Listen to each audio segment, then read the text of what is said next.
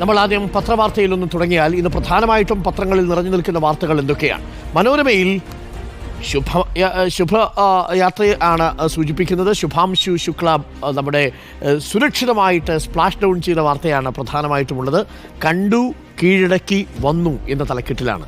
ശുഭം എന്ന തലക്കെട്ടിൽ 18 ദിവസത്തെ ബഹിരാകാശവാസത്തിനൊടുവിൽ ശുഭാംശു ശുക്ല ഭൂമിയിൽ, ഒപ്പം കാലിഫോർണിയയിൽ പസഫിക് സമുദ്രത്തിലെത്തിച്ച ഡ്രാഗൺ പേടകം കപ്പലിലെത്തിച്ച ശേഷം അതിൽ നിന്ന് പുറത്തിറങ്ങിയ വ്യോമസേന ഗ്രൂപ്പ് ക്യാപ്റ്റൻ ശുഭാംശു ശുക്ല, നമ്മുടെ സ്വന്തം ശുഭയാൻ, സ്പേസ് എക്സ് സംഘത്തിനോടൊപ്പം നിൽക്കുന്ന ചിത്രം കൂടി പത്രം ആദ്യ പേജിൽ പങ്കുവയ്ക്കുന്നുണ്ട്. മനോഹരമായ ചിത്രമാണ്.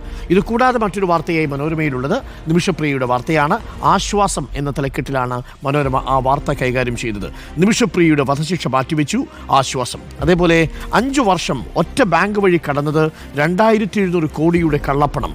NRI അക്കൗണ്ട് ഉടമകൾക്കുള്ള റീപാട്രിയേഷൻ സൗകര്യം ദുരുപയോഗിച്ച് വിദേശ ടൂർ പാക്കേജുകൾ എന്ന പേരിലും ഒരു സ്വകാര്യ ബാങ്ക് വഴി മാത്രം 5 വർഷത്തിനിടെ കേരളത്തിൽ നിന്ന് 2700 കോടിയിലധികം രൂപ വിദേശത്തേക്ക് കടത്തിയെന്ന് ആദായ നികുതി വകുപ്പിന്റെ ഇൻവെസ്റ്റിഗേഷൻ വിഭാഗം കണ്ടെത്തി എന്നൊരു വാർത്ത പത്രം റിപ്പോർട്ട് ചെയ്യുന്നുണ്ട്. അത് ഗുരുതരമായൊരു വാർത്തയാണ്. ആ വാർത്തയുടെ കൂടുതൽ വിശദാംശങ്ങളിലേക്ക് നമുക്ക് പോകണം.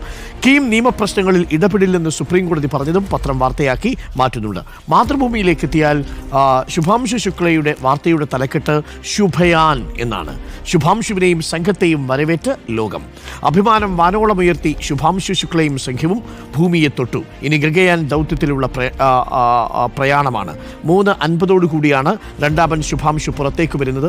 അന്താരാഷ്ട്ര ബഹിരാകാശ നിലയത്തിൽ നിന്ന് ഭൂമിയിൽ തിരിച്ചെത്തിയ ആക്സിയം 4 ദൗത്യ സംഘത്തിന്റെ പൈലറ്റ് ശുഭാംശു ശുക്ലയെ ഡ്രാഗൺ ബഹിരാകാശ പേടകത്തിൽ നിന്ന് പുറത്തേക്ക് എത്തിക്കുന്ന ചിത്രമാണ് മാതൃഭൂമി നൽകിയിരിക്കുന്നത്. ഒപ്പം വീട്ടിലുള്ള കുടുംബങ്ങളുടെ ആഹ്ലാദ ചിത്രവും മാതൃഭൂമി ആദ്യ പേജിൽ പങ്കുവയ്ക്കുന്നു. ശുഭനിമിഷം എന്ന തലക്കെട്ടിലാണ് നിമിഷപ്രിയയുടെ വധശിക്ഷ നീട്ടിവെച്ച വാർത്ത മാതൃഭൂമി കൈകാര്യം ചെയ്തത്.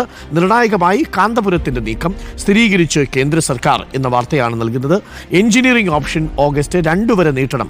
സാങ്കേതിക സർവകലാശാലയുടെ കീഴിലുള്ള എഞ്ചിനീയറിംഗ് കോളേജുകളിലെ പ്രവേശനത്തിനുള്ള ഓപ്ഷൻ നൽകാനുള്ള അവസാന തീയതി 18 നിന്ന് ഓഗസ്റ്റ് 2 നീട്ടണമെന്ന് ഹൈക്കോടതി പറഞ്ഞതും മാതൃഭൂമി പ്രധാന വാർത്തയാക്കുന്നു.